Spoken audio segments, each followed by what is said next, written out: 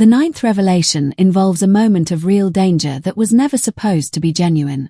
During the scene where Count Rugen incapacitates Wesley with the pommel of a sword, Cary Elwes made a daring choice that stunned everyone involved. Wanting the moment to feel authentic, he insisted that Christopher Guest strike him for real. Guest was reluctant, but Elwes convinced him the realism would elevate the scene. When the blow landed, it was far more forceful than expected. Elwes was knocked unconscious instantly and rushed to the hospital, forcing production to stop as the crew waited anxiously to learn whether their lead actor was seriously injured. Thankfully, he recovered quickly, though the incident deeply shook everyone present. Astonishingly, the actual knockout appears in the final cut. The realism Elwes wanted came with genuine risk, but it resulted in a moment that feels raw and visceral, turning what might have been a routine transition into an unexpectedly violent and unforgettable beat.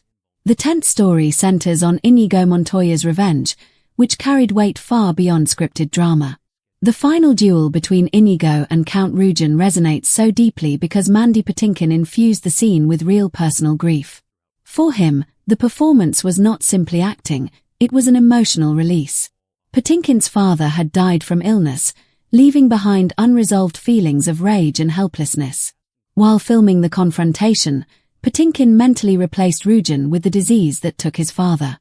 Each sword strike became an act of resistance against that loss, lending the scene an intensity that transcends typical action choreography. This emotional truth explains why Inigo's climactic moment feels so powerful. When revenge is finally achieved, audiences sense they are witnessing something deeply personal, not just a victory in a fight. Patinkin's performance elevates the sequence into one of the film's most moving and enduring moments. The 11th incident involved a prank that went painfully wrong. Andre the Giant, known for his playful nature, convinced Cary Elwes to ride his ATV, promising it would be harmless fun.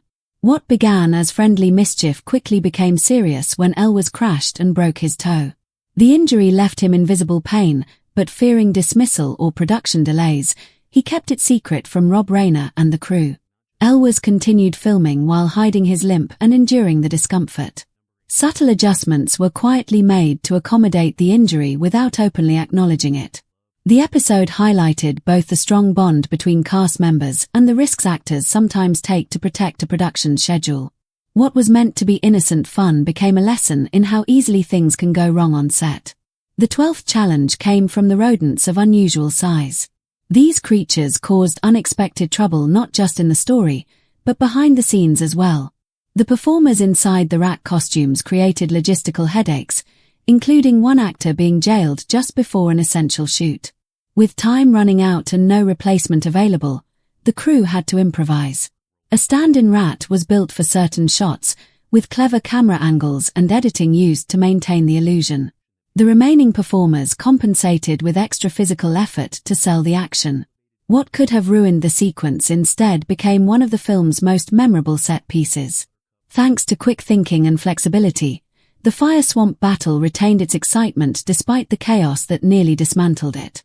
The 13th detail reveals Wallace Shawn's quiet anxiety.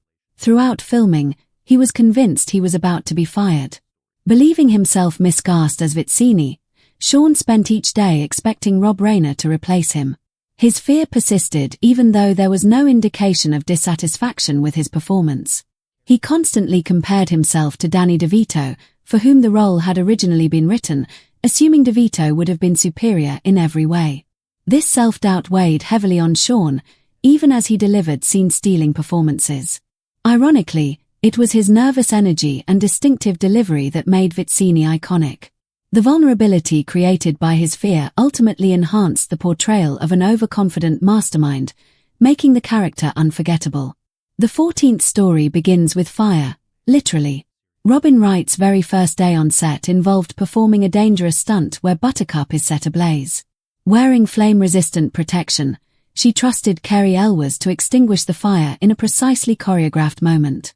For a newcomer in her first major film role, the experience was intimidating and intense. Safety measures were thorough, with each step explained in detail, but the danger remained real. Wright approached the challenge with remarkable calm and professionalism. Her willingness to take on such a demanding stunt immediately earned the respect of the crew and proved she was fully capable of meeting the physical demands of the role. The 15th moment involves William Goldman himself nearly disrupting the production. Watching Buttercup's dress catch fire triggered such panic in Goldman that he momentarily forgot he had written the scene. His emotional reaction revealed just how deeply connected he remained to the story and its characters. His distress became so pronounced that Rob Reiner gently suggested limiting his presence during particularly intense sequences. While Goldman's passion fueled the heart of the film, it occasionally added tension on set. This incident perfectly illustrated that he was never detached from his work. He remained personally invested in every detail, even when that attachment made filming more difficult. The 16th revelation highlights the authenticity of the film's most famous sword fight. The duel between Wesley and Inigo was performed entirely by Cary Elwes and Mandy Patinkin without stunt doubles. Both actors trained for months under expert fencing instructors, learning historically accurate techniques. Every movement seen on screen came directly from their own skill. Patinkin even mastered left-handed fencing to match Inigo's style. Decades later, it is still celebrated as a benchmark for cinematic sword combat, admired for its realism and craftsmanship. The 17th story focuses on a risky creative choice. Elwes proposed that Wesley dive headfirst into the lightning sand rather than falling backward, believing the forward motion would heighten the drama. The stunt was far more dangerous and relied on a complex trapdoor system beneath the sand. Precise timing was essential.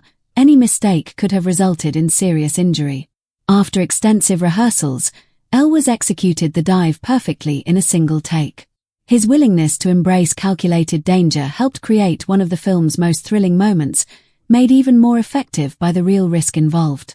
The 18th and final anecdote belongs to Miracle Maximum. Billy Crystal's improvisation during the scene caused complete chaos on set. His non-stop humor left crew members struggling to keep the camera steady while laughing uncontrollably.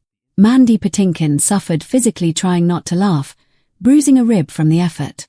In some takes, Elwes had to be replaced with a dummy because he couldn't stay composed. What appears on screen captures only a fraction of the comedy that unfolded.